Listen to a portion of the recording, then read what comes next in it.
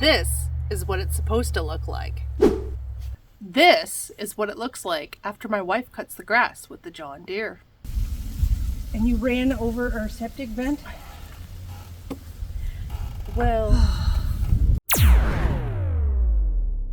what's going on? I'm Samantha, and this is 40 Acres of Clueless, the channel where we figure things out one project at a time.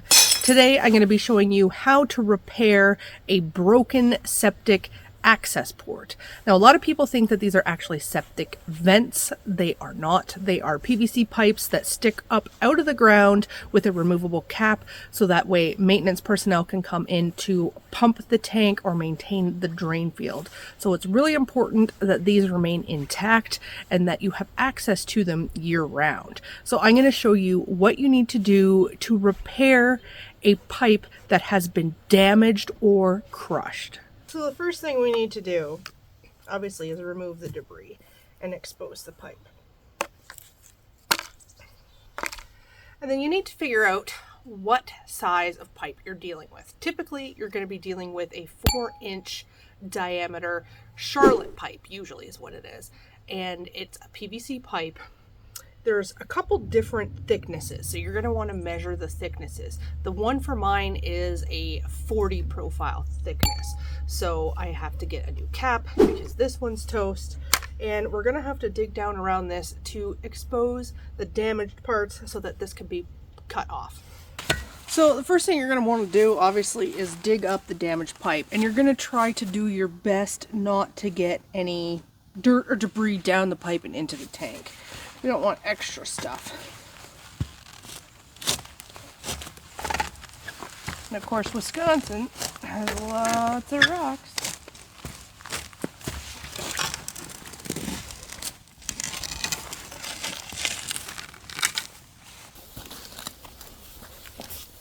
And depending on how badly yours is crushed or damaged, you're going to get a little bit of dirt down there. Just really try to minimize it.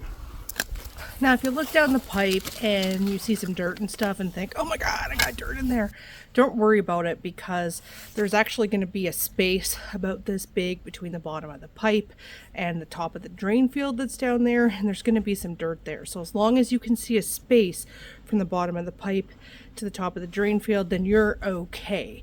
If the pipe is cracked all the way down, then you're going to have to dig the whole stinking thing up and replace it entirely.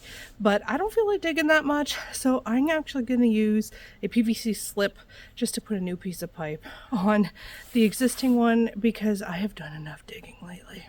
So if I wanted to, I could dig this entire pipe up and I could just replace an entire section of it. And you may find that to be an easier option. It's a little bit cheaper because you just have to buy the piece of PVC that you need. You don't have to buy that coupler. Now, typically there is a rubber coupler. It's a 4-inch coupler. It's kind of this rubber piece, and it's got a couple of hose clamps on it. And those are like $8 to connect 2 different pieces of PVC pipe.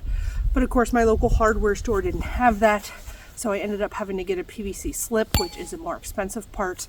But honestly, I'm just doing this in terms of expediency and not having to dig a huge hole, because I just dug a huge hole last weekend. So now that we got enough of the pipe exposed, the plan is to use the angle grinder, which is a regular cutting wheel, to cut that spiky part, that jagged part off, and make it nice and even. So that's the next step.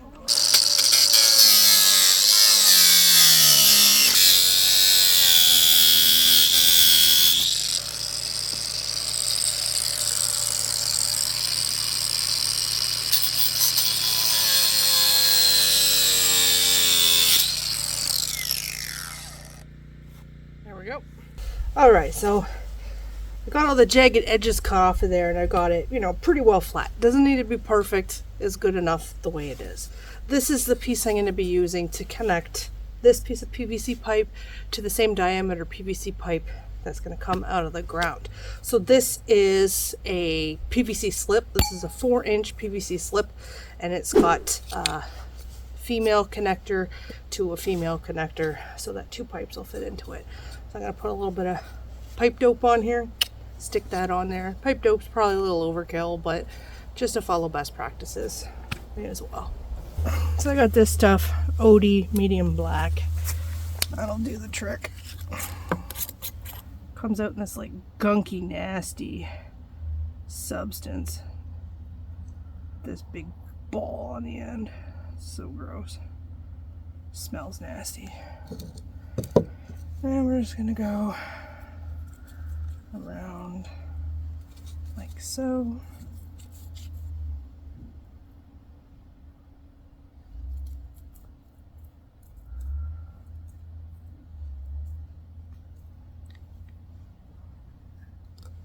Like that. That should be enough. And you probably don't even need to use the pipe dope, but it's probably a little overkill. But we'll see. Put that down on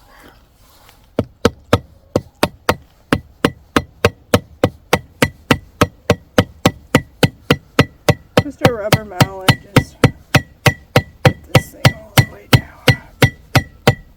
Now, I'm going to take a measurement, see how much this thing needs to be sticking up out of the ground. This, 5 inches. So we want 5 inches sticking up out of the ground. So I'm going to use this to kind of mark where the ground would be, you know, give or take. So we got 7 inches to the ground level. Then I'm going to want another 5 inches sticking out the top. So I'm actually going to cut this to 13 inches. I'm going to give myself a little bit of play because the ground kind of slopes up here. So if I cut a pipe 13 inches long, that should be the appropriate length by the time that I get the pipe buried. Alright, so I got my Sharpie here. I'm going to mark 13 inches.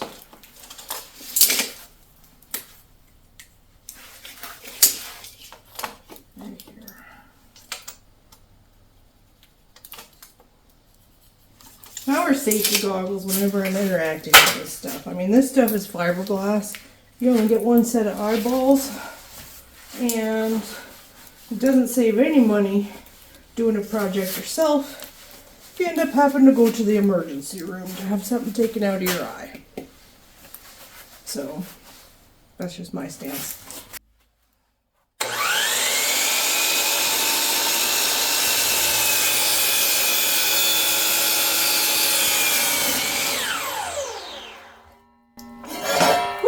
Stinky stuff. Alright. So that's what we're going to need right here. Just this itty bitty little piece. That's what I had to buy that whole pipe for this. But don't worry, I'll use the rest of that pipe to make some, I don't know, automatic chicken feeders or food dispensers or something. Something around here will break. So, I'll stick up like that. Time for some more pipe dope. Oops.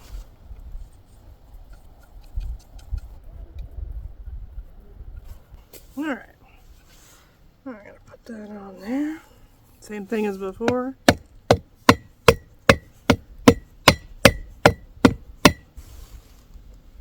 Looks good. Now, for the next part, we're going to put the cap on. So take your pipe dope and get rid of it because you don't want to put any on this. This is a cap that's going to need to be removed so that you can access the system. So don't use pipe dope. You just put it on, and you don't need to use this either.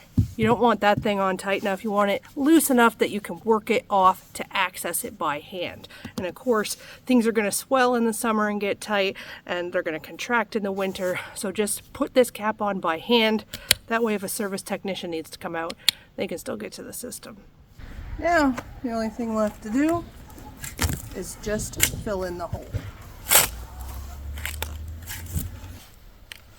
And make sure she doesn't hit it with the snowplow. So you don't hit it with the snowplow. It's not snowing